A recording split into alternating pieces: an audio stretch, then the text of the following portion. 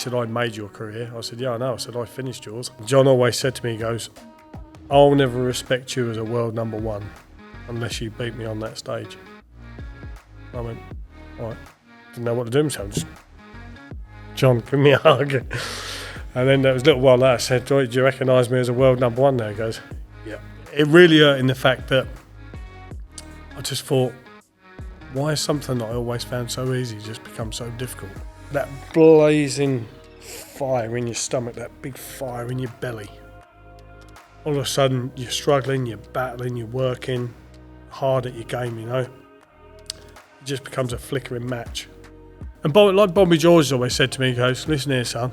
He goes, sit at home and earn nothing or go out and earn something. And I've always been someone to go out and earn something. Are you looking at him going, a little bit of me that wishes I was back up there? I think that'll always be there, Dan. That's the as an individual sports performer, I think you'll always have that. If you haven't got that in you, then you probably shouldn't have been there in the first place. Welcome to the Dart Show. We have another big name from the world of darts joining us. They don't come much bigger than former world number one and two-time major champion Colin Lloyd. Cole, thanks for joining us. Listen, absolute pleasure, mate. Great to be here. God. Excellent. A big name dart player. Jesus, that ain't been said for a while, Dan, I can tell you. Oh, it's a name that echoes through the halls of darts history, Cole. Yeah, I know, perhaps not all for the right reasons. Well, we'll cover those. Don't you worry about that. Look, we're going to talk about everything. Your life, your career, the sport, what you're doing now, everything. So let's go right back to the beginning. Early life. What was early life for Jaws like? Early life for Jaws. I'm from this is why I say that, I'm from a little village called Oldham in Colchester, Essex. Mum and the old man, 2 brothers, 2 sisters. I had a great happy little childhood. You know, I lived out I was classed as a country bumpkin in Essex, you know, when I got to play darts with Mardle and people like that, because they were like the Romford sort of area of Essex, whereas I lived out in the sticks. And very, very happy childhood. You know, didn't have a lot. You know, obviously a big enough family. Like I say, working class. And but yeah, I had a great childhood. I had good times. Were you good at school? What were you into? Like, were you a good boy, Colin? I'll plead the fifth. Yeah, I mean, I had a good school that I went to. I went to Stanway Secondary. It was a nice school. I had lots of friends there and wherever. And it's funny then, like I say, I had lots of friends there. I didn't keep up with anyone, not even my cousins that were my age and whatever. And do I feel bad about that? In some ways, yes, but in other ways, I was busy and I moved on and done other things. But yeah, it was good times. It was good time. Like I say, I'd been paper round. I had my little paper round. I had little garden jobs. I was the milk boy on a Saturday. People probably wouldn't remember that unless they're around my sort of age. Basically, I helped the milkman delivering milk. You know, trying to nick a few quid here and there. And I think that's what drove me on down in the darting world sometimes, because from a very early age, I knew what it was like to try and earn a few quid. Grafter then? Yeah, I was a grafter. Yeah, I was a grafter. I mean, like I say, I was up at 6 o'clock every morning. You know, my dad never had to wake me up. I was always awake, on my bike, pitch black, rain, snow, whatever. Back then, Dan, we used to get a lot of snow. And that's when I was at that sort of age.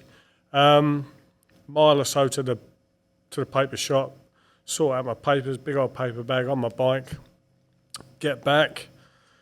Get washed and changed, ready for school, and then in the evening time, if it was nice weather, I'd go and do a couple of hours in my garden job. Back then, damn it, I was getting £5 an hour. £5 an hour for my paper for my gardening job. Sorry, £6 a week for my paper round, and I got £6 for helping the milkman. Oh. So, mate, I was binning, I was coining it. But no, it all set me. Them stages set me on a path. You know, I've always been someone that I've never minded to get my hands dirty. You know, I think I've actually still got, believe it or not, and I can quote this, when are you going to come and get your boots from my house? Bobby George. I've still got a pair of work boots at Bobby George's house where I've gone over and helped Bobby chopping logs, cutting a tree down, trimming trees down, just doing odd jobs. So I've always been someone that Yeah. If you need me to give you a hand, just give me a shout. I bet they're mine, Cole. You know, I've got loads of stuff. Look, what was it? When did darts come into your life then? my family are very big into darts. My grandfather was a dart player. My mum was a dart player. My uncles were very good players. My mum's brothers, my Uncle Barry, my Uncle Terry, my Uncle Richie. Big darts area, Essex as well. Yeah, it was. Martin Linder was a very good player as well. All my aunties were good players. My Auntie Gwen was the captain. It was funny, my Auntie Gwen was the captain of the team. She was like the patriarch of the family. She was the eldest and whatever. And there was my Auntie Gwen, my mum. So notice why I said my Auntie Gwen first. Right, yeah. Because she was the head honcho. My mum, my Auntie Linda, my Auntie Jenny, my Auntie Rita. And they all played in like the same team. So it was good. I learned a lot from them. My Uncle Terry was a very good player. He won a thing round our way, the newspaper thing called the Essex County Standard. And he won that. So until, come along, he was like the one that was like the kingpin of the family as a dart player. But he had a family and whatever. And there was, I don't want to say, Dan, there was less opportunities back in his time. But he had a job and a wife and a family to think of. Whereas little old me, there was just me. And so there was opportunities there and I stepped up to it and I moved on. But I always had the support of my family. And I think what really happened was I was massively into snooker. I fancied myself as a snooker player. Was that your first love, or was it? It was, yeah. No, snooker. I loved snooker. I loved sitting there watching Steve Davis and whatever on the telly and whatever with the old man. You know, the old man's favourites, which sort of become my favourites growing up, was like Steve Davis, Frank Bruno, Liverpool. You know, I think it's because they were all winning. You know, so I thought, I've got to support them really. And I got up to a 6x3 table at home. I was decent. I'm not going to say I was really good, but I thought, I can do this. I'm going to be a professional snooker player. Until my mum's brother, my Uncle Barry, took me to a snooker club. And all of a sudden I went on this monstrosity of a thing and I thought to myself, sorry, how am I supposed to pop balls on this? This is just horrendous. And it killed me. I was destroyed. I was so distraught. I thought, I can't do this. How old are you at this point then? Oh, that was about 12, 13, I suppose. But I'd already got a little bit of the dart bug as well. I come home from school one day, racing in the door. You know what it's like, Dad? Just chuck your bag on the floor, up the stairs, off with your school uniform. When I get to the top of the stairs, across the landing, I sort of turned to go in my bedroom. There's this round thing on the wall. I thought, Mum! What? What's this up here? It's darts. You know what? I go out, play Thursday nights with your aunties and whatever. All right, yeah. My brother Glenn was a bit of a player, so it was him that put it up. But poor old Glenn, I've got to quickly nip this one in, Dan. My brother Glenn, he got the yips. He got the dartitis thing, you know. And me and my brothers and my sisters, we called him El Release Me-O. So he was like that. And when I look back on it now, what I've done in the game and who I've met, been fortunate to meet and whatever, we used to snigger and laugh about it at the time, you know, but it's just a horrible thing. But we didn't have any sympathy for Glenn, so that was just that. But all of a sudden I just thought, why don't you chuck things at it? I'm like 10 years old, of course you chuck things. And it just got to a point, I was coming home from school every day and I just got to the top of the stairs. 10 minutes, right, get changed, go out and kick a football with my mates, you know. 10 minutes become 20 minutes, 20 minutes become half hour become 45, 50 minutes, hour. Next thing you know, I've got a dartboard in my room. And it just went on and on and on for that. And the only time I had to stop down, I was coming from school, when everyone else was then out kicking a football, I'd just have my shorts and T-shirt on or whatever, bump, bump, bump, bump, bump, bump. My mum would say to me, I don't mind, because you can obviously hear it down there, dum, dum, dum, dum, dum, dum. And she said, the only time you stop is when the old man gets in, he's been grafting all day, he wants to sit down, and like any family back then, he wants to sit down, he wants to have his tea, he wants to watch the news, and he doesn't want to hear bump, bump, bump. I said, that's fair enough. And so I'd done that, and I'd be sort of like this, and he'd just look at me, go on, and then boom, boom, boom, and it just went on from there, Dan. And I still am. I fell in love with the game, and I still love the game. How long did it take you to realise you had a knack for it? Because I mean, you were sort of contemporary of like Wayne Mardle and various other, and you were playing in similar teams. But I mean, is it fair to say you weren't like the number one in that team or anything? No, I wasn't. No, far from it. The names were Wayne. My hometown was Kevin Painter. Kevin Painter played in the Colchester leagues, so and it wasn't just. Excuse me. And Kevin would tell you this himself. In Colchester, if you don't mind, Dan, in Colchester we had Joe Brown, Seth Schofield, Eddie Goslin, Jeff Elliott, Kevin Painter. You always had players of certain teams. And sort of like me coming along, yes, for me to reach the dizzy heights that I did, I had to do it in my home area first. And I'm not going to say I become the kingpin of my area or anything like that. I certainly become very, very good, but they were quality players. But then I suppose I did. I took it to another. I took myself to another level, not the game of darts. I took myself to another level. I thought, how good can I be? How good can I be? But like you say, with the likes of Wayne was British Youth Champion or whatever. You had Ian Sarfas, another guy called Glenn Shearer, good pal of mine at the Kelvedon youth team called Lee Murphy. Lee Murphy had just lost in the Windmill World Youth Final, but he won the British Teenage. So, good players. And I thought to myself, I'd love to do all that, But then I'd never won anything in youth. I didn't. I won in the Essex Youth Leagues. I won like the most 180s and the tons and things like that, but I never won the singles. I never won the champions, which is obviously the two best players from each team. I never won anything like that. I think I won the pairs with Lee Murphy. I think I did. Wouldn't swear to that.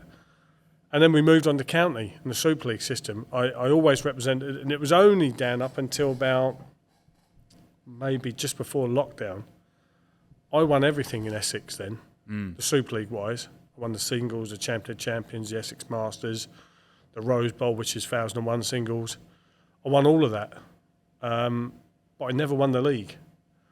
And that, Dan, I think that speaks volumes of me. I played for my hometown. If my hometown had a team, I played it, or somewhere within the vicinity. I could have gone and played for Romford with Wayne and Georgie Harris and all them sort of people. I'd have won the league. I could have gone to Prittlewell. I could have gone to Collier Row. I could have gone to wherever. But I wasn't a glory hunter. Apart from when you've spoiled football teams. Yeah. And also, Dan, it was a case of I was playing darts with my pals. And as much as Wayne, Georgie Harris, Terry Rose, all them sort of, we all played for Essex together and whatever, but they played darts in their area. They were up around the Romford, Ilford, Collier Row area. I was around the Colchester, the Clacton area, that sort of way, So I'm not going to say we had our cliques. We were all teammates in a way representing our county. Excuse me, but when it comes to Super League and local stuff, you had your own little bits, if you know what I mean. Well, it's such a darts hotspot, if you like, Essex. And you mentioned loads of players there. You had to get good to compete. It's a heck of a breeding ground for talent. But when you're not the top dog, because you've got all these amazing talents, does that? I mean, how long did it take you to think I could make this work as a job, as a living, did it take quite a while? Honestly, Dan, we've spoken about it before, but myself, Wayne and Webby were chatting about it somewhere. And Wayne, you know what Wayne's like? Oh, Lord, he was a terrible county player. Like that. I went, all right, Wayne, you don't have to rub it in. Webby sort of looked at me and goes, were you really, Lloyd? I went, yeah, I wasn't very good for county. No, I said, I played county A and whatever. But my record isn't that great, Dan, for county. Put me in a competition, different ball game. Because one-off games, I wasn't that great. Apart from when it came to playing TV.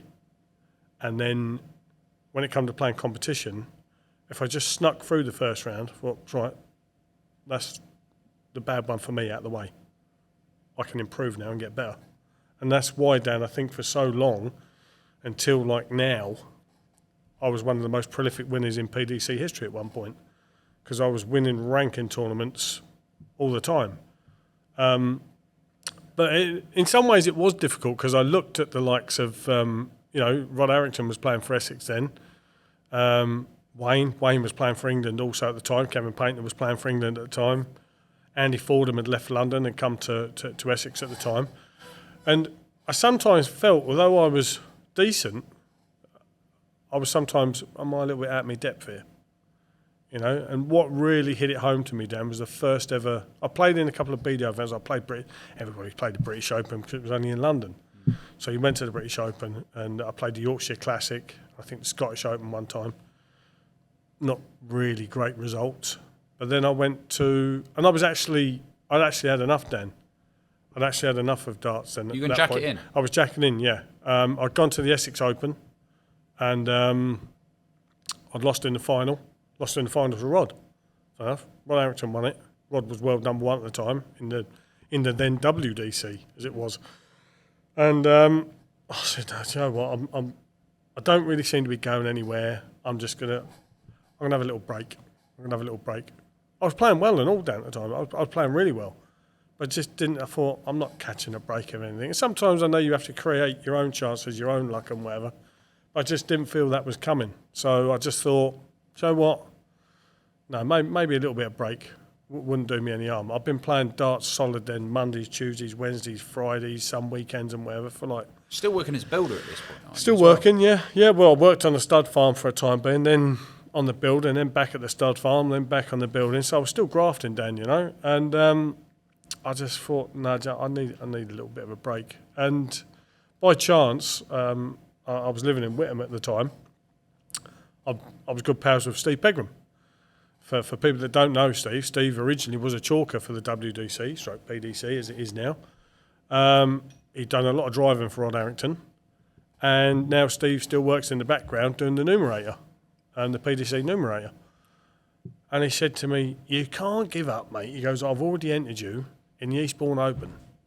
I said, "Steve, I'm ready." He said, "I'm going down on the day. And going to come back same day." I went, all right, I'll go. And it was a PDC ranked event. It was ranked.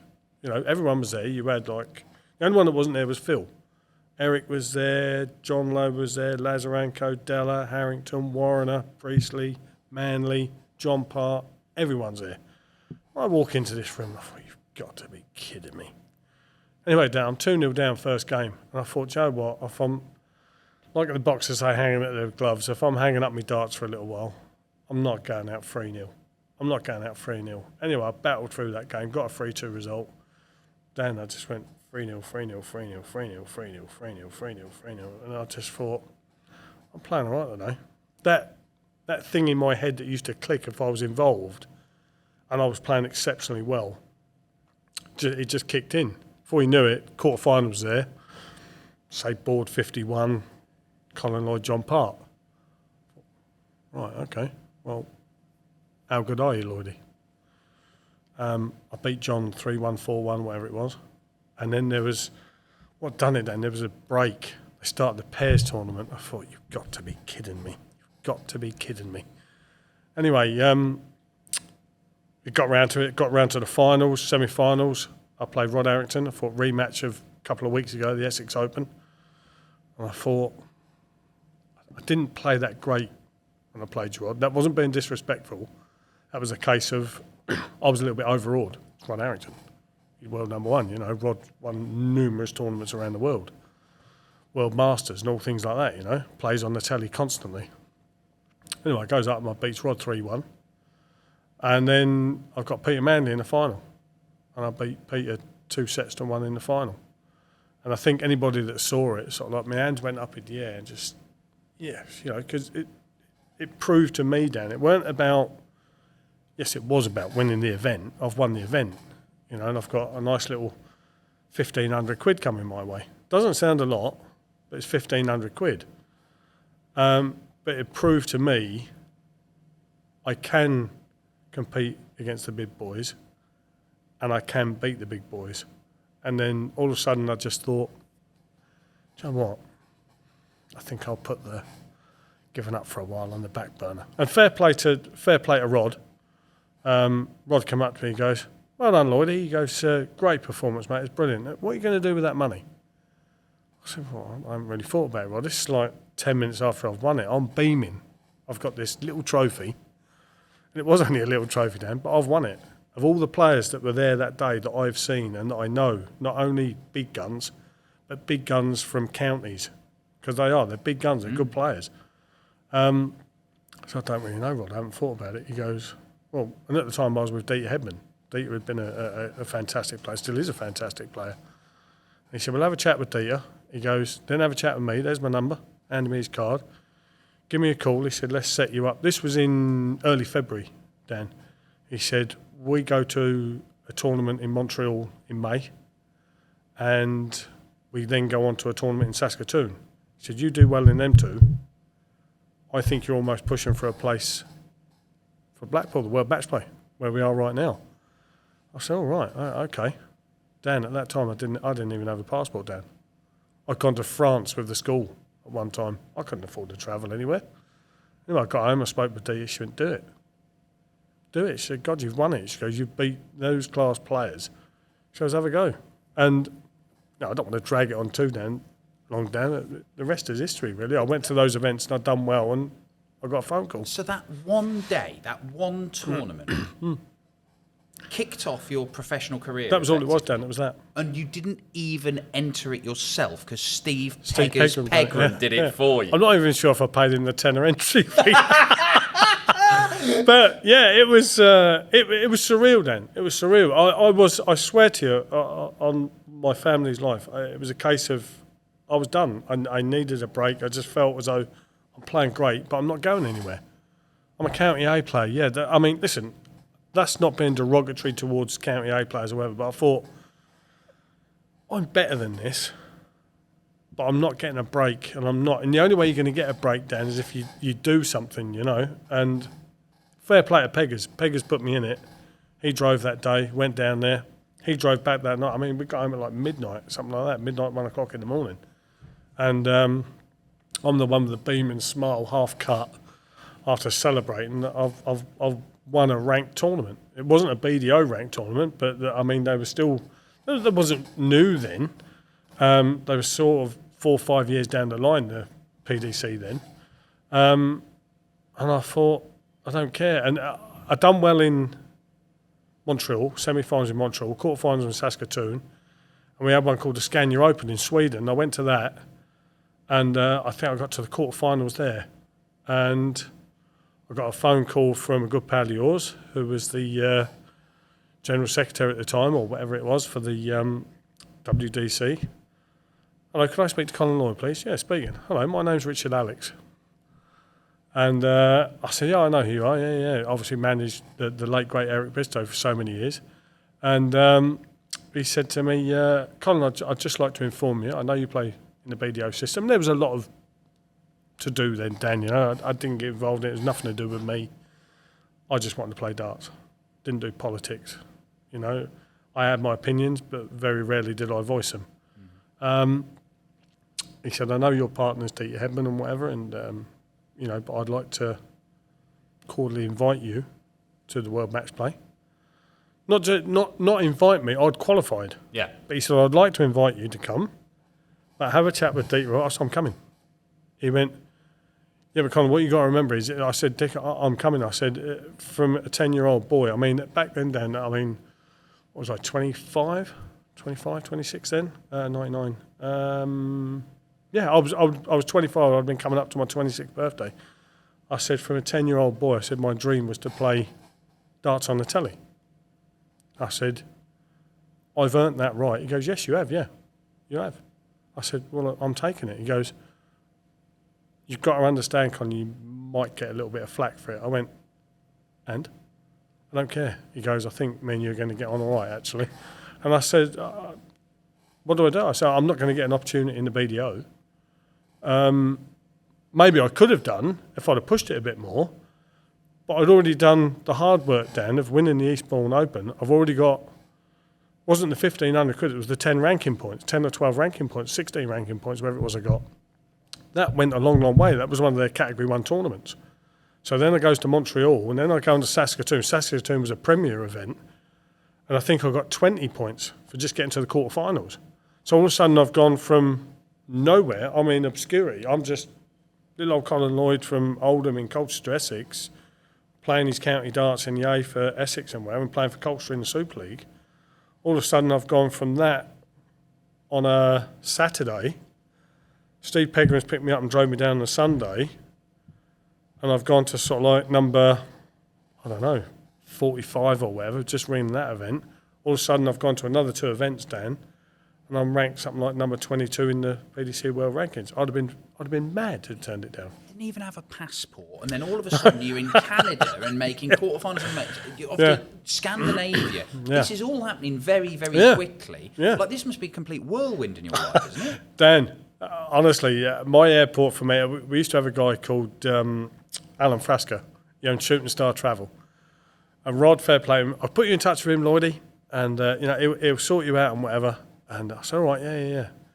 Alan Frasca, hello, mate. I said, all right, Alan. He goes, well done and everything. He goes, listen, I can sort you out something. He goes, leave it with me and I'll put a package together and I'll get it back to you. Dan, it was unbelievable. I laugh about it now. I was laughing about it then because I'd never been on a plane or anything. I went Stansted to Schiphol, Montreal, Minneapolis, Saskatoon, Minneapolis, Schiphol back to Stansted. I'd never flown in my life. And it's not only that, Dan, I was sort of really like travelling on my own.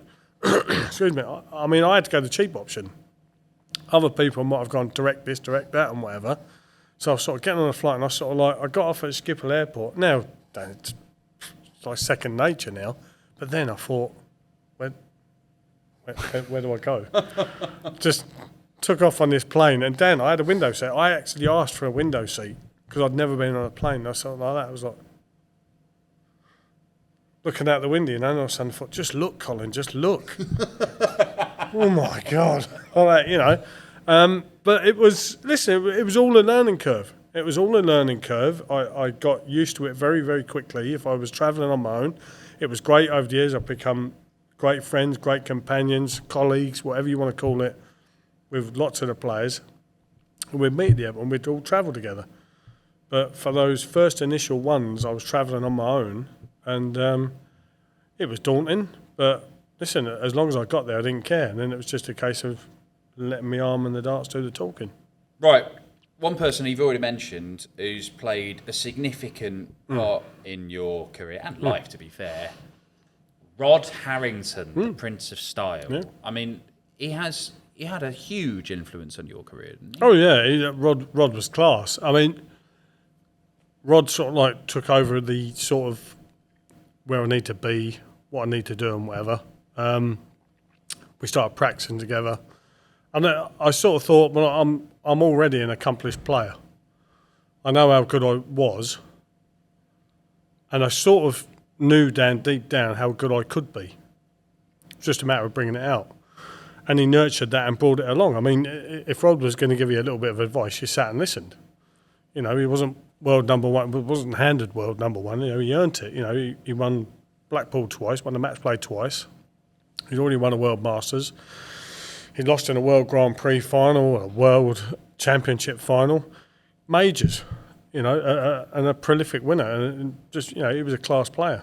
Because, I mean, having a sort of manager or whatever, that wasn't common. In fact, I'm not sure anybody did, really. I mean, Bristow, Dick Alex, in fact, wasn't it, who managed Bristow. But in terms of the influence he's had, that wasn't a common thing, was it? And for somebody who, literally never been on a plane at one point, having somebody to sort of guide you through that's probably really important. It was, because I didn't know what I was doing then, basically. I just didn't know what I was doing. And it was nice. Obviously, Rod used to share a lot with Alan Warriner Little, I should say.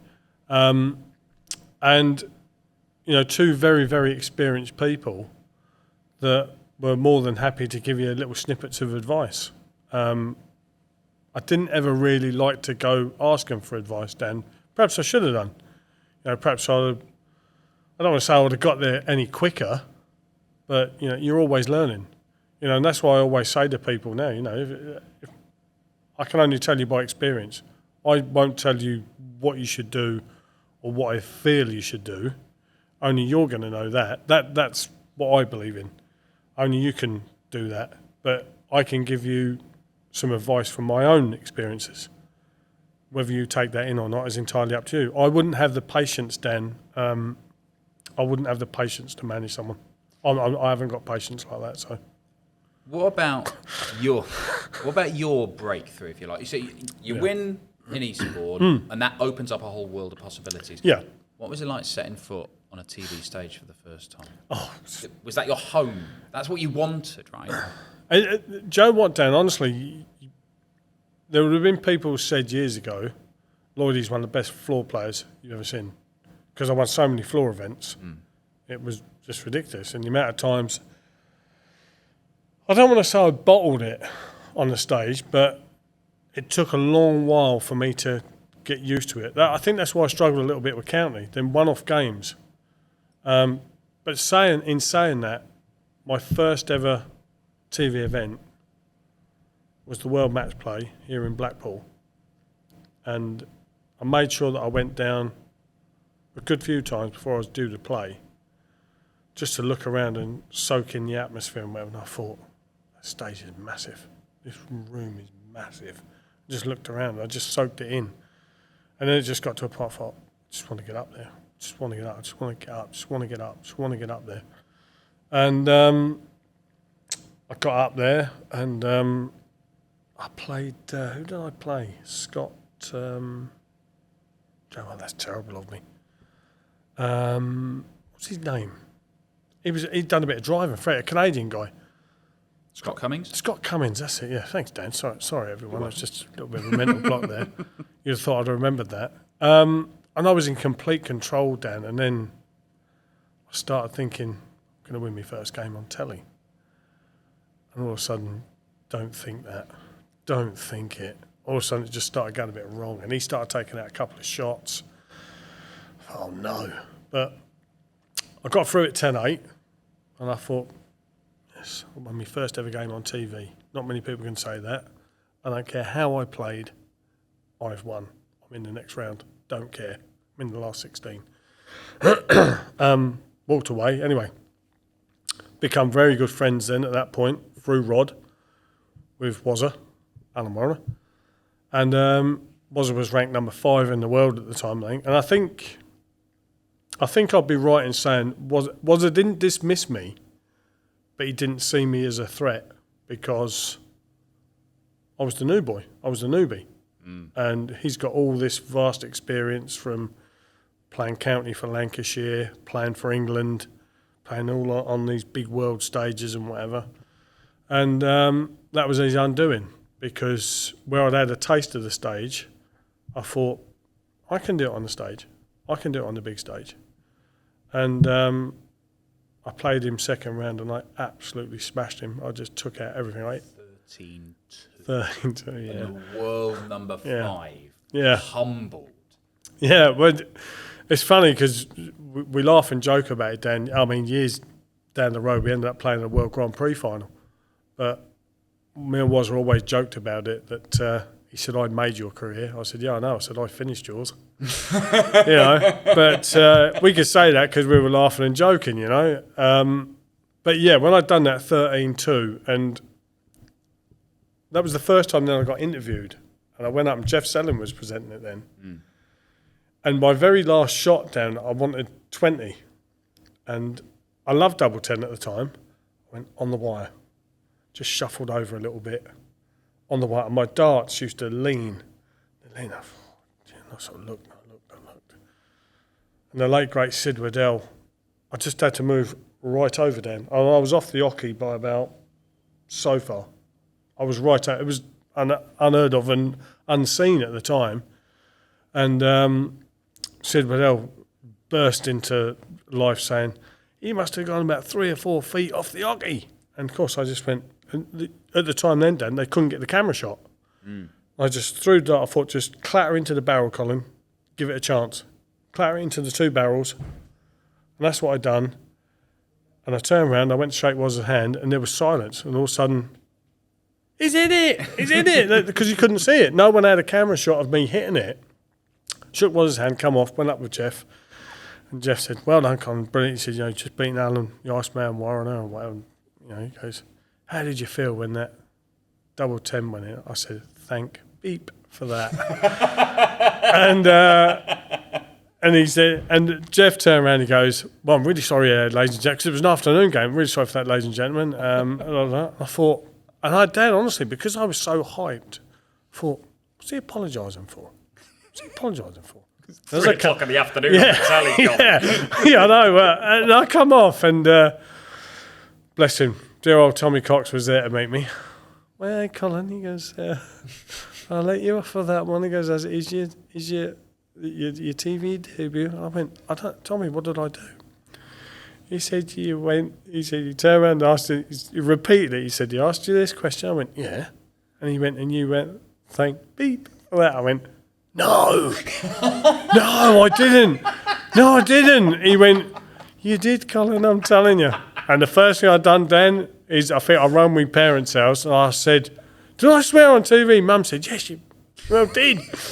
She didn't use the word that I did. I said, I'm really sorry, I didn't mean to do it. And Wes said, don't worry about it. So we're just so pleased and proud for you and whatever. And so, yeah, that was great. And then I walked into one dart in the quarters and yeah, he took me to the cleaners. But that you've taught yourself something there, though, haven't you? I mean, not only about potential fines for swearing on TV. I'm sure we'll get to more fines as well, Cole. Yeah, yeah. But the match play and Blackpool is what a lot of people associate you with. I mean, you picked up 2 major titles in your career. They have to be undoubtedly the highlights of your career. Or are there other things you pulled out? Joe White, I was very proud of.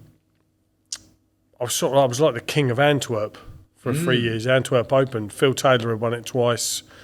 I've got to say it like this as well. American Steve Brown, because Steve obviously was a Londoner and or from Surrey, something like that, who then based himself in America. Steve had won it twice on the trot, but I took it one step further and I won it 02, 03 and 04. And I was proud of that. I was proud of that because that was a test of your endurance. You know, how good were you? You know, you sort of like at the venue by like 9 o'clock in the morning. And I was playing the final at like 10:30, 11 at night, and that was a test of the endurance of that, but also how's that keeping that right for that length of time, and me to win that 3 years on the trot, I was very, very proud of them. Where were you stronger? Was it the throwing parts or was it up there? Because we've already said, you know, you'd gone from being a good player. That people didn't really think of as a real threat, to a guy who'd go on and become world number 1 and a 2-time major champion. And that's got to take a lot of that, right? I think it did, Dan, but I sometimes think that because I was a clown, basically, you see me and Webby mucking about at the back and whatever. I was a little bit like that with my darts. Say this was our practice room. You'd come in, Dan, doing your reporting. Lloyd, he's not even throwing a dart. You can just hear me laugh. But then you needed to come into the room about an hour before the game, when I was tucked down in the corner, and I was just getting in my own little head. And all players will tell you, Dan, that when you're really, really in the zone, all you hear is like a humming sound. You don't hear voices. You don't hear the shouts. You don't hear whatever. And that's when you're sort of like... And I think if you watch me quarterfinals onwards of the year I won it, I showed a little bit of emotion against Adrian because I was really under the cosh against Adrian Lewis days in the quarters. I come back and got that job done. Then Ronnie Baxter in the semi, I come back again in that, I think, and got the job done. But in the final, and that's not being disrespectful to John, in the final, me and Party were laughing and joking up until about an hour and a half beforehand. Then John was getting himself in where he needed to be, and I was getting myself where I needed to be. And John always said to me, he goes, I'll never respect you as a world number 1 unless you beat me on that stage. I went, all right. Now, bearing in mind that I'd beaten John on numerous occasions on the floor, but in his mind that didn't count. Probably rightly so. In some ways, I looked at it like that. I thought to myself, yeah, you can beat me in the open. What are you going to be like on a TV stage when I'm just going to keep at you and at you and at you and at you? And I played John we call them racers, Dan. You know that we Yeah, call it a racer, but we still play it with the Sky side of things of set play because you always have a break after 5 legs. So with John, I went 3-2, 3-2, 3-2, 3-2, and I built my score up like that. So all of a sudden, I'm 12-8 up at a break, and then I stuck in a 4-1. Come back after that break, won the first leg. That was the first time you see a little blip in me. That was the first time you see a little chink. John still kept his level at what he was doing. I come off a bit. Do you know why? All of a sudden, I just stood there as I come walking back to go 17-9 up. Oh my God, I'm going to be the world match play champion. I'm the current world Grand Prix champion. I'm now going to win another major within like 9 months of winning my first major. All of a sudden, you watch my form go, all of a sudden the treble 20's dried up. Or I hit a treble 20, it was too late, John was chipping away. 17-10, 17-11, 17-12. And I stood there and I thought, I really don't want to go into another break, 17-13. I really don't want to do that. I threw the darts, I did. I specifically went down, I won 306. And I specifically, a lot of the boys now, they'll go to the 19s first. I didn't. I don't see the advantage of that, Dan. You predominantly spend the best part of the leg going for treble 20. So I thought, right, if I chip in the treble 20, switch straight away. And I hit a plumb treble 20. And all of a sudden, you just see me go like that. Because I wasn't someone, Dan, that my arm used to come down as well. As I went down, I sort of like went like that with it. And I rocked with it a little bit. And, he's coming down. And treble 19, I think I hit the 19 first, treble 19, and Gwynny pinned it straight away. He goes, oh, what a great decision that was by Jaws. Great shot that was. Great thinking, I think he said. You know yourself, Dan, if I do it at 140, I've got no finish. Yeah. And of course, I left the big fish, or the big Jaws, as I like to call it. And I mean, I'd already hit it that week. I'd already hit it once or twice, I think, that week. I'm not sure if that was my second or third time of hitting it. But I thought, I know I'm scoring well. I know I'm scoring heavy. If I throw that first treble 20 and it goes where I want it to go, obviously I'm not specifically aiming for that. I'm just aiming for a treble 20. But it went in, Dan, right near the top wire, kicked up. And you just see me go. You see my arm come up quick as a shot and just thump, followed it straight away. And if you look at it, when I go for the ball, I hold the dart just that split second longer than what I had. I just gave it my full everything, and I didn't. I likened it when I've watched it over. I likened it to like John Lowe. John Lowe never used to blink, and I went treble 20, treble 20. When it went in, everybody's seen it. Any dart fan has seen it. I just didn't know what to do myself. Just, John, give me a hug. And then there was a little while later, I said, do you recognise me as a world number one now? He goes, yeah. Well, you won that battle, and astonishingly so. But do you think, as a guy who won 2 major titles, and was world number one in a very competitive era, and obviously with the greatest player of all time, do you think you got the respect you deserve for him? I think I did, really, Dan. I got it from my peers. Sometimes when it comes to the dart fans, and I love the dart fans. We're at the fans, Dan. We haven't got a sport. They had their favourites, and people always said Phil Taylor's the best player in the world. But the one thing you never heard me say, Dan, no one ever heard me say it because I never said it. I never ever said I'm the best player in the world. I'm ranked number one, but I never ever said I'm the best player in the world. Well, why are you world number one then? I said, because I win stuff.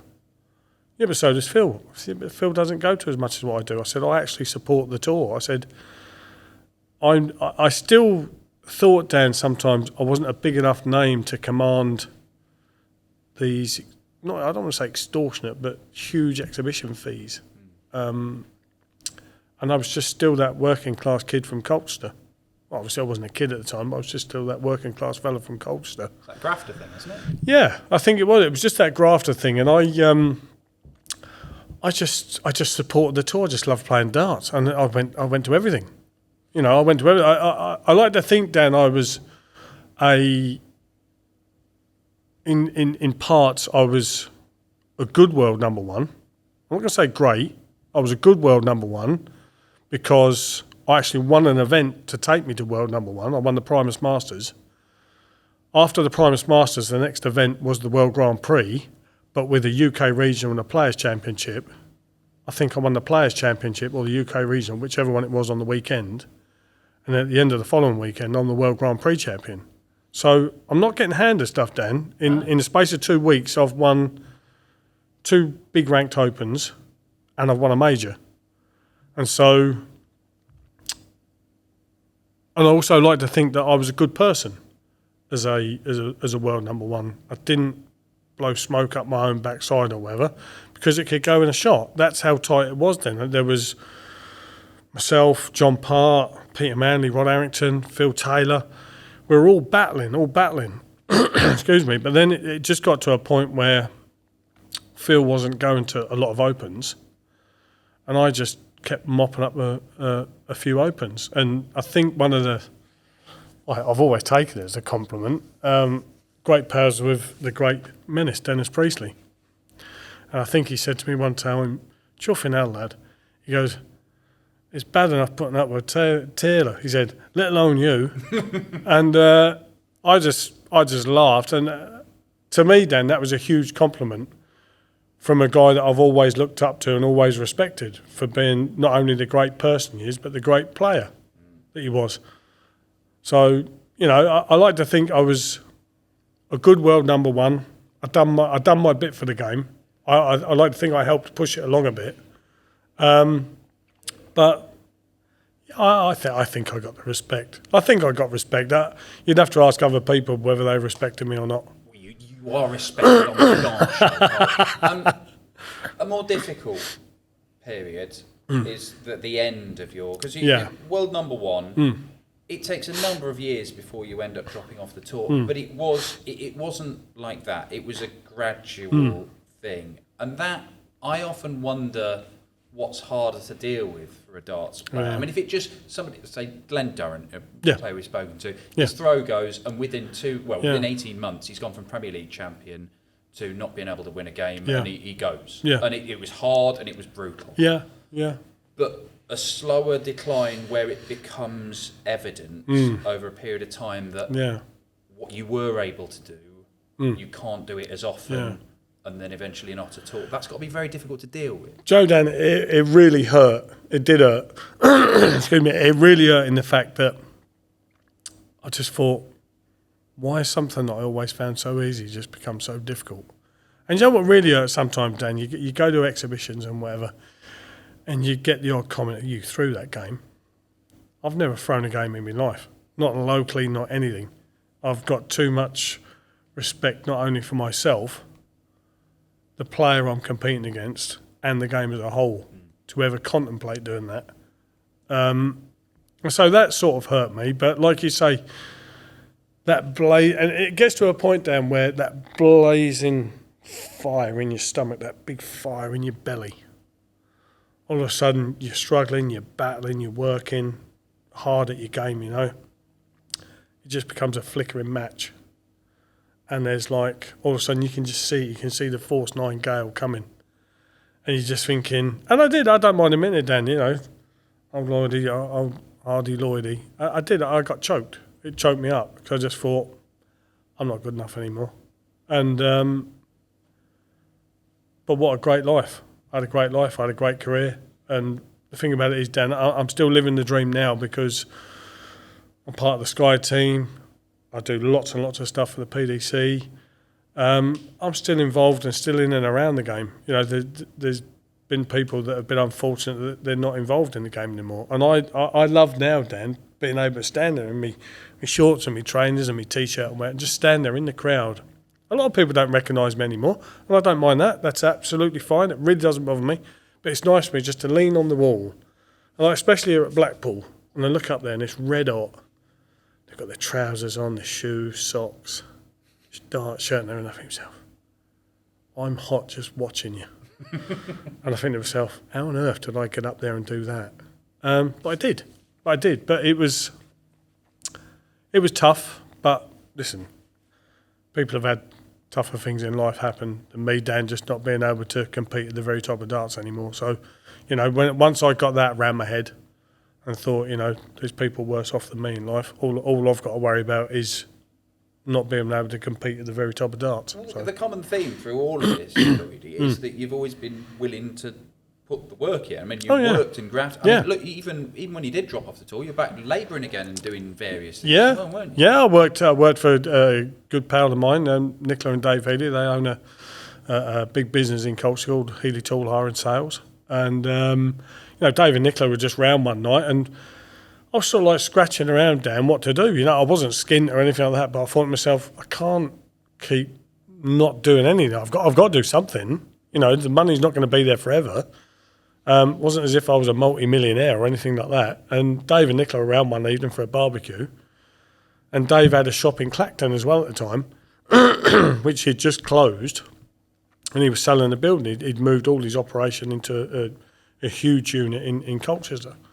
We were just chatting away. He said, I don't know what I'm going to do. I'm short-staffed. I said, I'll come and give you a hand. And he went, what? I said, I'll come and give you a hand.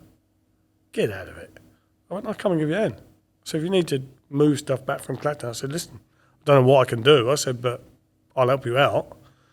Anyway, it just got to a point, Dan, where helping him out ended up 2 or 3 years. But we sorted it out. He said, the way we're not going to fall out and we'll always still become friends or always be friends, this has to be a business thing. I've got to pay you a set rate a day. You invoice me. Everything I'd done then, Dan, was all self-employed. I said, perfect. So I used to invoice him every month.